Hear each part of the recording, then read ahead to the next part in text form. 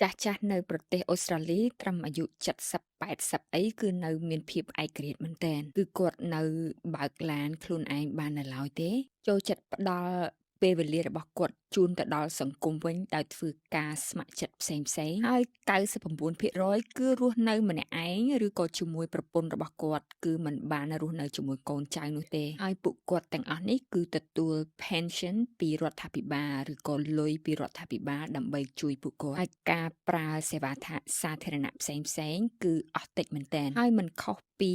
ចាស់ៗនៅប្រទេសកម្ពុជារបស់យើងទេគឺពួកគាត់ជួយមើលចៅៗផងដែរហើយអ្វីដែលគួរឲ្យចាប់អារម្មណ៍នោះបើសិនជាគាត់លែងមើលថែរក្សាខ្លួនឯងបានគឺគាត់នឹងចូលទៅរស់នៅកន្លែងមួយគេហៅថា retirement village ឬក៏កន្លែងមើលថែរក្សាមនុស្សចាស់អញ្ចឹងអ្នកទាំងអស់គ្នាមិនឃើញកូនមើលថែរក្សាគាត់ដូចនៅក្នុងប្រទេសកម្ពុជានោះទេហើយកន្លែងនោះគឺចាញ់លុយ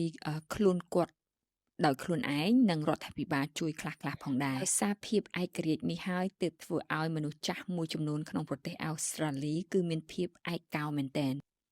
ជាពិសេសពេលដែលដៃគូរបស់គាត់ចែកឋានទៅពីព្រោះគាត់រស់នៅក្នុងមណ្ឌលមនុស្សចាស់មិនមែនរស់នៅក្នុង